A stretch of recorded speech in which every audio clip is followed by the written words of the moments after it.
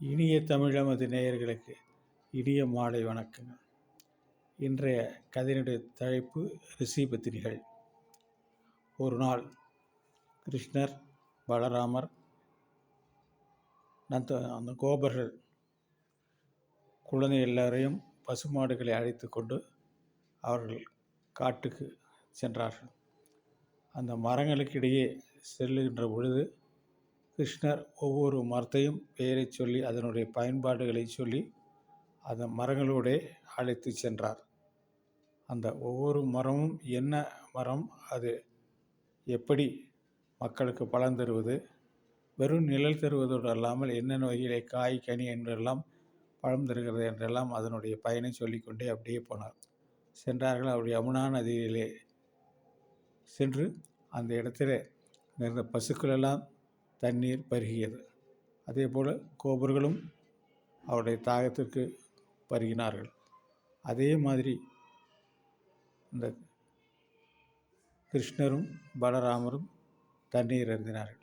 அருந்தி சிறிது நேரத்திற்கெல்லாம் மத்தியானம் ஆகிவிட்டது. பசி எடுத்தது. பசி எடுத்த உடனே கிருஷ்ணருக்கு தெரியும், அருகிலே அந்தணர்கள் வாழ்கின்ற இடம் இருக்கிறது என்று அவருக்கு தெரியும். அங்கே ஒரு யாகம் நடந்து கொண்டிருக்கிறது என்பதும் அவருக்கு தெரியும். எனவே கூட வந்தவர்களை ஒரு 4 பேரை அழைத்தார். நேராக அந்த அந்தணர் குடிலுக்கு சென்று, நானும் பலராமரும் வந்திருக்கிறோம் என்று சொல்லுங்கள், அவர்கள் வேண்டிய அளவு உணவு தருவார்கள், அதை வாங்கி கொண்டு வாருங்கள், எல்லாரும் அந்த உணவை புசிக்கலாம் என்று சொன்னார். அவர்கள் எல்லோரும் அந்த அந்தணர்கள் யாகம் வளர்த்தும் இடத்திற்கு சென்று இதை அவர்களிடம் சொன்னார்கள். கிருஷ்ணரும் பலராமரும் சொன்னார். அந்த அந்தணர்கள் அந்த உணவு தருகிறோம் அல்லது தரலை என்று ரெண்டுமே சொல்லவில்லை. அவர்கள் எதுவும் பேசாமல் இருந்து விட்டார்கள். இவர்களுக்கு ஒன்றும் புரியாமல் அப்படியே திரும்பி வந்து கிருஷ்ணரிடம், அவர்கள் ஒன்றும் சொல்லவில்லை, நாங்கள் சொன்னோம், ஆனால் அதை கேட்டுக்கொண்டார்கள், ஆனால் அதற்கு பதில் எதுவுமே தருகிறோம் அல்லது தரவில்லை என்று சொன்னார்கள் என்று சொன்னார்.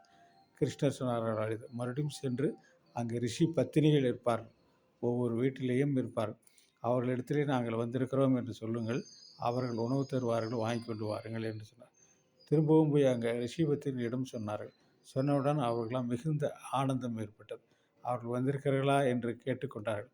உடனே அவர்கள் என்ன செய்தார்கள்லாம், நீங்களெல்லாம் பொங்கல், நாங்கள் உணவோடு வருகிறோம் என்று சொன்னார். அவர்கள் கிருஷ்ணனுக்கு வேண்டிய அளவு உணவெல்லாம் எல்லாத்தையும் அந்த உணவெல்லாம் சமைத்து கோபர்களுக்கும் சேர்ந்து சமைத்து அவர்களெல்லாம் எடுத்துக்கொண்டு அந்த கிருஷ்ணரும் கோபர்களும் இருக்கிற இடத்துக்கு வந்தார்கள். கிருஷ்ணருக்கும் பலராமருக்கும் அந்த கோபர்களுக்கும் உணவுகளை கொடுத்தார்கள், பரிமாறினார்கள்.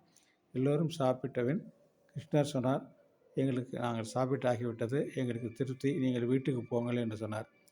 ஆனால் அவர்கள் என்ன சொன்னார்கள், எங்களுடைய கணவன்மார்கள் எல்லாம் எங்களை உணவு கொண்டு செல்ல வேண்டாம் என்று தடுத்தார்கள், அதையும் மீறித்தான் நாங்கள் வந்தோம், ஆனால் இப்பொழுது போனால் அங்கே விடமாட்டார்கள் என்று சொன்னார்.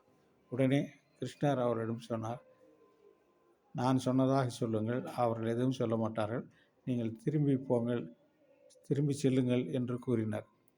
அவருடைய பேச்சை கேட்டு திரும்பி சென்றார்கள்.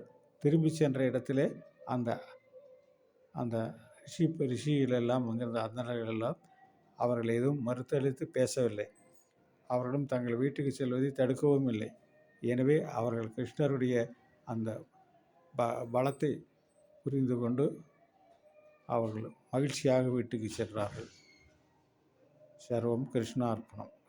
நாளைக்கு வேறொரு தலைப்பிலே சந்திக்கலாம்.